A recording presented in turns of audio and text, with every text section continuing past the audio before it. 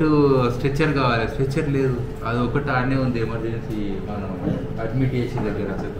నేను ఏమంటే నీ ఫోన్ అన్నది ఇచ్చిన, తెలుసా మీరు ఫోన్ ఇచ్చుడు అనేది?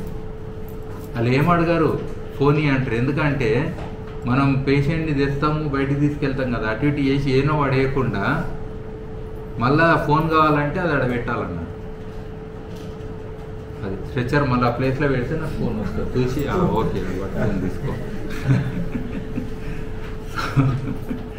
మరి ఏం చేయాలి, మనుషుల కల్చర్ నేర్పాలంటే ఇవన్నీ ఉంటాయి. నేను హాస్పిటల్లో నేర్చుకుని ఇట్లా కూడా ఒక పద్ధతి ఉంటుందని కదా. సో ఇవన్నీ కూడా కొన్ని రూల్స్ రెగ్యులేషన్స్ ఉంటాయి. యాక్సెస్ పాయింట్స్ కూడా రకరకాలు ఉంటాయి. సర్వీస్ కారిడార్ ఒకటి ఉండాలి, మెయిన్ గేట్ ఉండాలి, ఎగ్జిట్ గేట్ ఉండాలి, ఎమర్జెన్సీ గేట్ ఉండాలి, ఇట్లా అన్ని రకాలుగా ఉండాలి మనకు. సో స్టేర్ కేసులు కానీ, తర్వాత పేషెంట్ సేఫ్టీ అండ్ కంఫర్ట్ ఇవి కూడా చూసుకోవాలి. టాయిలెట్ కానీ, డిసెబిలిటీ ఫ్రెండ్, ఇది ఆల్రెడీ రిపీట్ అయింది. ఓకే, నేను ఇంకొక వచ్చి తర్వాత లేఅవుట్ ఉంటుంది కదా, enquiry, registration, waiting, sub waiting, clinic, dressing room, injection room, billing room, diagnostics, pharmacy, exit. ఇన్ని ఉన్నాయి మన దగ్గర. హాస్పిటల్ అన్నీ ఒకటే దగ్గర ఉంటాయి. చిన్న హాస్పిటల్ అన్నీ ఒక దగ్గర ఉంటాయి, కానీ పెద్ద దాంట్లో ఇన్ని స్పేస్లు ఉంటాయి మనకు, అంతే కదా. ఇవన్నీ కూడా సిస్టమేటిక్ ఉండాలి. అంటే యాక్సెస్ దూరం ఉండొద్దండి. ఇప్పుడు ఫార్మసీ ఎమర్జెన్సీ దగ్గర ఉండాలన్నా లేదా లాజికల్గా. బ్లడ్ బ్యాంక్ ఉందనుకో, నేను కొన్ని హాస్పిటల్ చూసిన పెద్ద హాస్పిటల్ అని ఏనో కింద ఉంటుంది, ఏనో ఉంటుంది. అంత దూరం ఉంటే ఎంత కష్టం చెప్పండి. అంత దూరం పెడతారా బ్లడ్ బ్యాంకు? సో అట్లా చూడాలి మనం. సో పోర్టబుల్ డ్రింకింగ్ వాటరు, ఇవన్నీ portable drinking water, seating arrangements for patients, ఇవన్నీ కూడా మనం చూసుకోవాల్సిన అంశం. ఇది ఎక్కడ department shall be located a place which is accessible to both OPD and wards and to the operation theatre. అంటే మెయిన్ హెడ్ ఎవరైతే ఉంటారో వాళ్ళది యాక్సెస్ అట్లా. ఇవన్నీ కూడా మీకు టెక్నికల్ డీటెయిల్స్ ఉంటాయి. శాంపుల్ కలెక్షన్ ఏడు ఉండాలి, ఎట్లా ఉండాలి, టేబుల్ టాప్ ఎట్లా ఉండాలి, అది యాసిడ్ అండ్ ఆల్కలైన్ ప్రూఫ్ ఉండాలి, ఇట్లా చిన్న చిన్న డీటెయిల్స్ కానీ మీకు పనికొస్తాయి.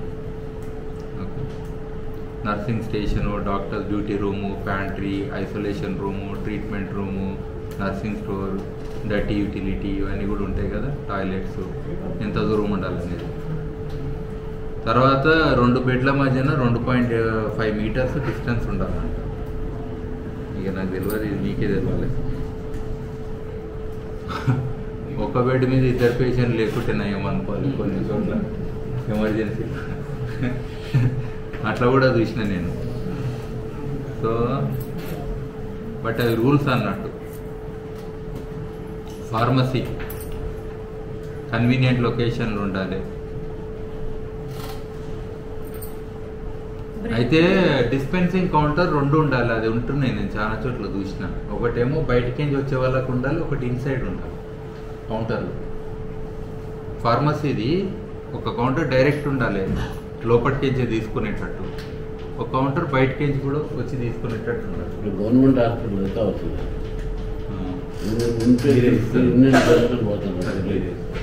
ప్రైవేట్ హాస్పిటల్కి బయట కొనుక్కోవడానికి ప్లస్ ఉన్నారు. అట్లా 2 విండోస్ ఇస్తారు సార్.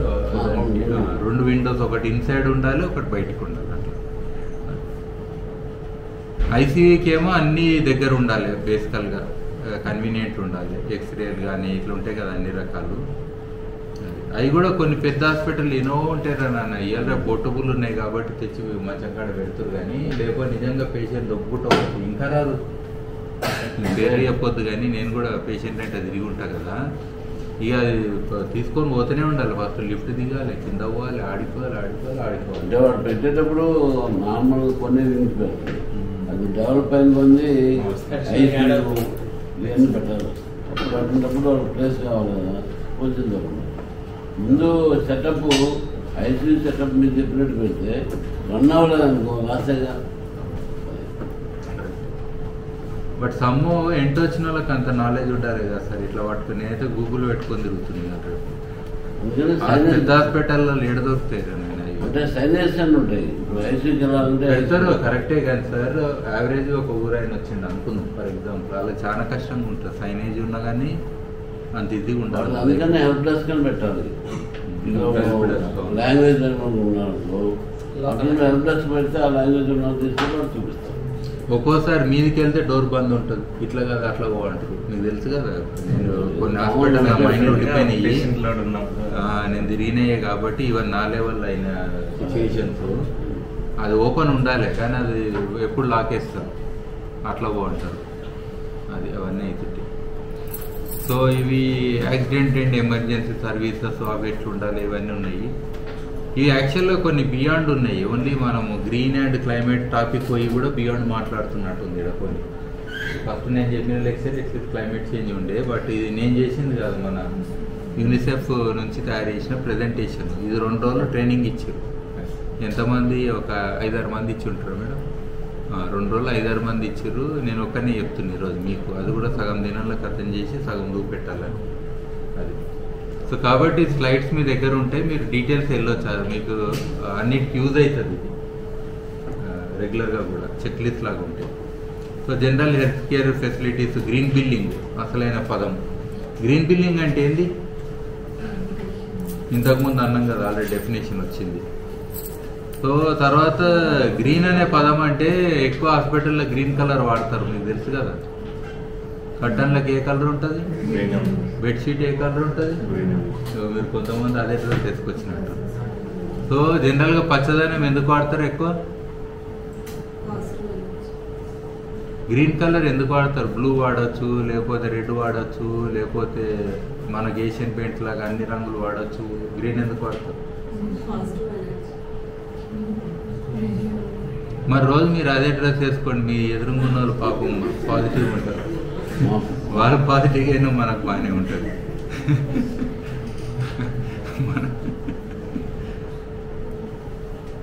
సింపుల్, మోస్ట్ సూతింగ్ అంటాం కదా.